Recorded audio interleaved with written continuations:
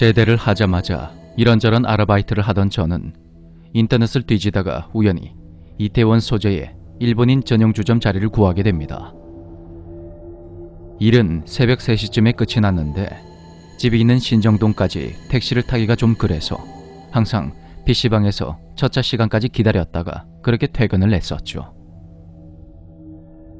그렇게 한 달 정도 되었을 무렵 출퇴근을 하려니 너무 힘이 들었습니다. 그런 제 모습이 딱했는지 가게 상무님이 자기가 보증금을 내고 얻어놓은 집에 들어가서 월세만 내고 잠시 사는 것이 어떻겠냐 그러시더군요. 몸도 너무 피곤하고 여자친구도 용산에 살았으니 괜찮겠다 싶었던 저는 그런 상무님의 제안을 덥석 받아들였습니다. 그리고 상무님이 목돈을 묶어둔 멀쩡한 집을 계속 비워오던 이유를 나중에서야 알게 되었습니다. 처음 그 집에 들어갈 때는 마침 이태원에 다른 가게에서 일을 하고 있던 친구와 같이 살아서 별일이 없었습니다. 시간이 흘러 한 달 후 친구는 집을 구해서 나가게 되었고 상무님 집에는 저 혼자 남게 되었죠. 그날도 새벽에 일을 마치고 집에 들어와 자리에 누웠는데 함께 살았던 친구에게서 전화가 왔습니다. 같이 밥을 먹자며 상무님 집으로 오라고 하고 전화를 끊은 후에 깜빡 잠이 들었는데 얼핏 보니까 그 잠깐 사이에 친구가 와 있는 겁니다. 근데 녀석이 안으로 들어오지 않고 살짝 벌어진 방문 틈 사이로 절 빤히 쳐다보고만 있는 겁니다.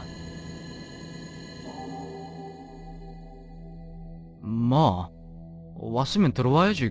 거기서 뭐하노? 아, 진짜 시끄럽네. 빨리 들어온나? 나 옷이 없어서 못 들어가. 옷이 없어서 못 들어가.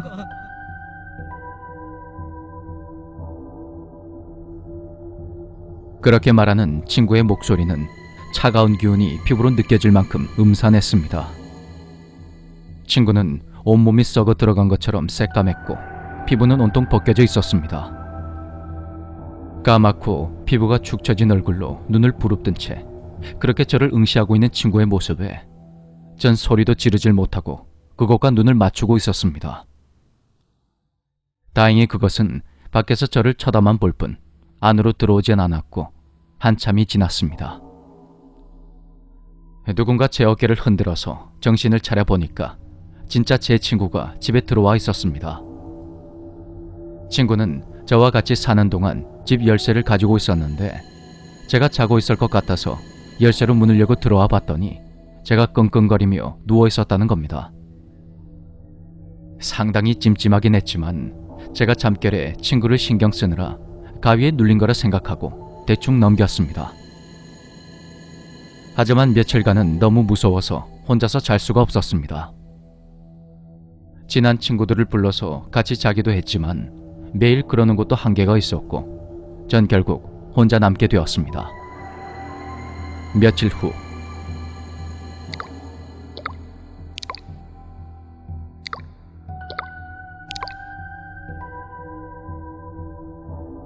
여덟 평 남짓한 그 집에 불을 끄고 누우면 화장실에서 물이 똑똑 떨어지는 소리가 들려왔습니다. 잠기가 예민한 편이라 씻고 나올 적에 욕실을 한 번 더 확인하고 현관문과 욕실 문, 방문을 모두 다 닫아두었는데 밤마다 물소리가 들려오는 겁니다. 하루는 그 물소리에 살짝 잠이 깼습니다. 온몸이 무거운 느낌에 살짝 눈을 떠보니까 백발에 상투를 튼 할아버지가 제 몸 위에 올라타서 목을 조르고 있는 겁니다. 가! 어서 가! 할아버지는 고막이 터지도록 소리를 지르며 저를 마구 때렸고 전 몸을 움직이려고 안간힘을 쓰다가 겨우 잠에서 깨어났습니다. 또 하루는 잠을 자다가 가위에 눌려서 겨우 풀고 일어났는데 제 옆에 누군가가 등을 쥐고 누워있더군요. 전 무심결에 친구가 있는 거라 생각하고 그 사람의 어깨를 툭 쳤는데 그 순간 이 집엔 나 혼자 있는데 하는 생각에 소름이 쫙 돋았습니다. 그때 제 옆에 있던 그것이 등을 돌렸고 눈, 코, 입이 없는 매끈한 얼굴은 푸르스름하게 빛이 나고 있었습니다. 그대로 정신을 잃었는지 눈을 떠보니까 날이 밝아 있었습니다. 아무래도 너무 이상해서 상무님께 자초지종을 설명하니까 깜짝 놀라시더군요. 상무님은 집이 반지하기도 하고 성격이 좀 예민한 편이라 자기만 그런 일을 겪는 거라 생각했답니다. 역시 집을 구해놓고 월세만 내고 있는 이유가 있었던 거죠.